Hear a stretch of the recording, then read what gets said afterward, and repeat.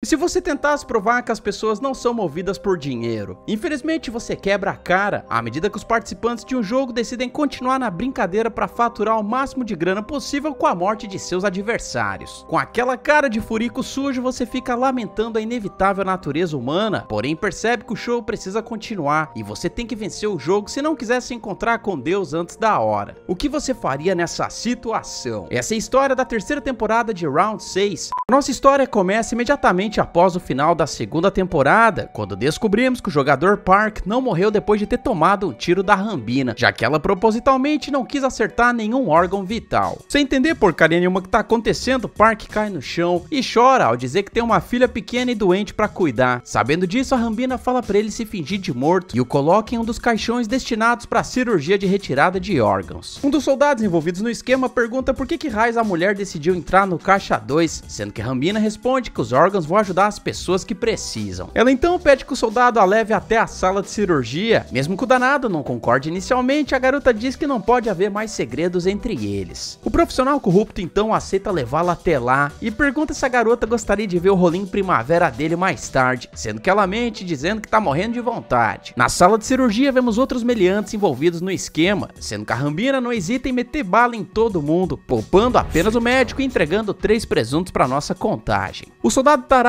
cai no chão e provoca a garota, sendo que é nesse momento que descobrimos que ela desertou do serviço militar norte-coreano porque o superior dela queria degustá-la de jeito. E como o Lazarento aí tá agindo exatamente da mesma forma que o cara no passado, a Rambina não aceita e mete chumbo grosso na cara dele. A garota pede que o médico faça um diagnóstico de Park, sendo que o jogador precisa de uma transfusão de sangue. Como a Rambina é doadora universal, ela prontamente empresta um pouquinho de seu próprio sangue pra ele. Depois que o procedimento é feito, Park é estabilizado, o que dá carta branca pra Rambina queimar arquivo, e eu me refiro a dar um tiro no médico para que ele não pudesse revelar o plano pros superiores. Aí vai a primeira dica para derrotar essa série pro lado da Rambina e Park. A garota vacilou feio em apenas acertar o médico no peito, já que isso vai permitir que os soldados escaneiem a cara dele mais tarde e descubram a sua verdadeira identidade. O que eu quero dizer é que ela deveria ter deixado o rosto dele irreconhecível ao simplesmente ter dado pipoco nela. A gente vê Rambina colocando a roupa de Park no médico, justamente para que a organização dos jogos pense se tratar de um jogador em vez de um funcionário. Na cabeça de Rambina, isso vai fazer com que Park se passe pelo funcionário número 16, pelo menos até ela encontrar um jeito de tirar os dois da ilha em segurança. O problema é que se dotar de soldados restantes vão dar a falta daqueles que morreram no porão, e será questão de tempo até descobrirem a farsa. Como a organização não sabia como cada jogador da Revolução tinha morrido durante o tiroteio, é totalmente provável que alguns deles tenham sido baleados na cara. Portanto, os soldados não achariam estranho ver alguém com o rosto desfigurado em cima da mesa de cirurgia. Dane-se, já que vemos o núcleo do detetive Wong, conforme eles descobrem que o piloto de drone desapareceu do barco na noite anterior. Se vocês não se lembram do que aconteceu, ele foi finalizado e jogado no mar pelo Capitão Bigode, que é um funcionário infiltrado da organização dos jogos. Como apenas aquele cara era capaz de manusear o drone, Wang e o líder dos fuzileiros decidem voltar para a cidade, com o objetivo de contratar um novo operador de drone. Eu acho que eles foram meio burros nessa situação. Mesmo que o Capitão Bigode diga que o soldado provavelmente ficou bêbado e caiu do barco à noite, a embarcação estava ancorada naquele exato momento. Isso significa que a corrente marítima levou o homem na direção das ilhas mais próximas da posição deles no momento. O que eu quero dizer é que se o Wang e os outros realmente se importassem com esse operador de drone, eles poderiam ter verificado esses locais, pelo menos no raio de 5 km.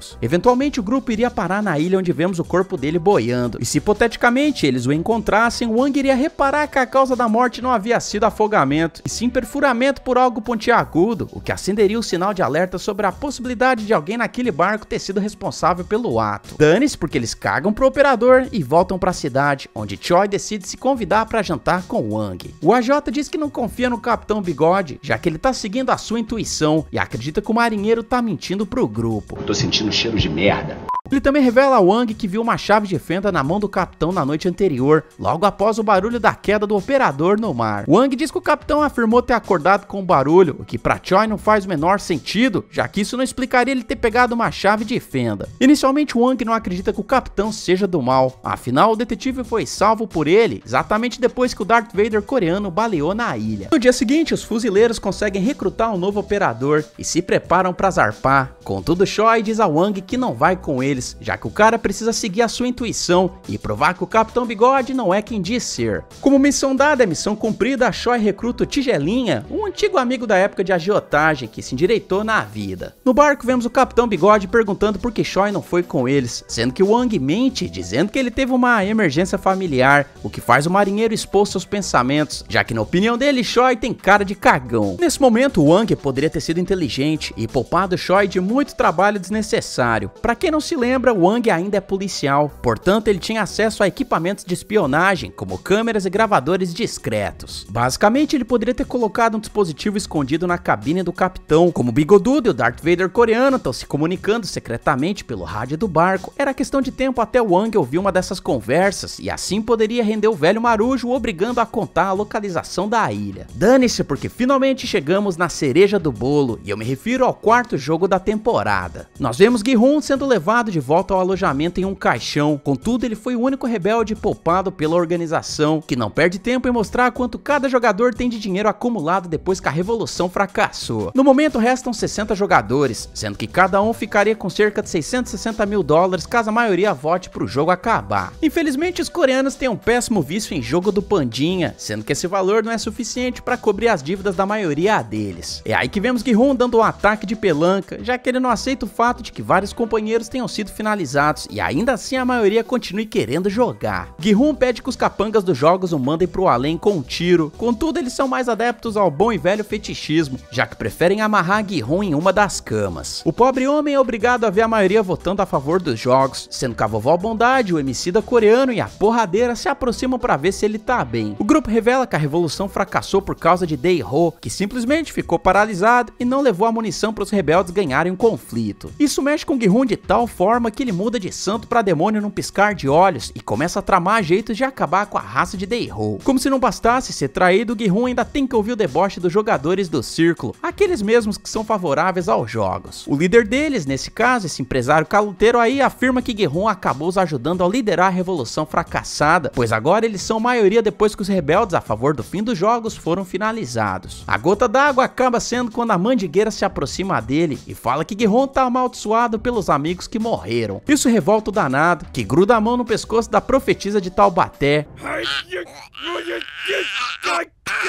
Só escapa porque é ajudada pelos seus fiéis capachos. Enfim, o quarto jogo é de esconde-esconde, sendo que os jogadores devem pegar uma bola sortida, que varia nas cores vermelho e azul. Os azuis terão que fugir dos vermelhos em uma arena de vários andares e corredores, sendo que o objetivo deles é escapar da arena, ou pelo menos sobreviver durante meia hora. Para fugir do local, eles devem abrir portas, e é exatamente por isso que cada jogador usando o colete azul ganha uma chave. Só que tem um pormenor, uma vez que a porta é aberta, ela não pode ser trancada novamente. Por falar nos vermelhos, cada um será obrigado a finalizar pelo menos um participante do time rival dentro de meia hora. Caso não consigam matar ninguém, serão abatidos pelos soldados do jogo. Para facilitar a vida dos vermelhos, cada um vai ganhar uma espadinha da Zelda, que devo dizer, tá bem afiada. Antes do jogo começar, eles podem trocar de colete, ou seja, o caçado pode virar caçador e vice-versa, caso seja feito em comum acordo entre as partes. Como a vovó Bondade pegou a bola vermelha e o filho foi sorteado com a azul, eles decidem trocar, mesmo que a mulher ache que o emicida coreano não vai ter coragem de finalizar ninguém. Por outro lado, o filho tá preocupado com a mãe, porém ela diz que ainda pode usar o grampo de cabelo para se defender. Gi-hun é outro que se dá bem, já que ele é do time vermelho e mal pode esperar para enterrar a espadinha da Zelda no lombo de Dae-ho, que se lascou ao tirar a bola azul. O cara percebe que muito em breve será a zebra fugindo do leão na savana, o que faz ele pedir para trocar de colete com uma figurante, que obviamente rejeita a oferta. Jun-hee também é parada pelo Zé Bitcoin, que troca de colete com a garota ao jurar que vai protegê-la custe o que custar, afinal ela não teria condições de lutar com alguém por estar prestes a parir uma criança. Quem também faz parte do time azul é a porradeira, o empresário caloteiro e a mandigueira, que com certeza vai precisar da ajuda dos deuses para sair dessa. Derrotar esse jogo estando na pele dos azuis não é tão difícil quanto parece. A primeira coisa que eles deveriam ter feito, ainda antes da brincadeira começar, era comparar as chaves que receberam, já que existem 3 tipos de fechaduras diferentes na arena. Dessa forma eles poderiam poderiam ter formado grupos que reunissem uma chave de cada tipo. Além de terem mais chances de abrir essas portas, eles estariam juntos e assim poderiam lutar contra os vermelhos, que eventualmente vão ter que caçar sozinhos. Dessa forma, poderiam lutar com os lobos solitários e até mesmo teriam mais chances de desarmá-los. Dane-se, porque o time azul ganha 2 minutos de vantagem e entram na arena primeiro que os vermelhos. Eles logo se deparam com vários corredores, sendo que o empresário caloteiro diz que é melhor todos os jogadores ficarem juntos para lutar. Contudo, o pensamento muda assim que os vermelhos são autorizados a entrar na arena também.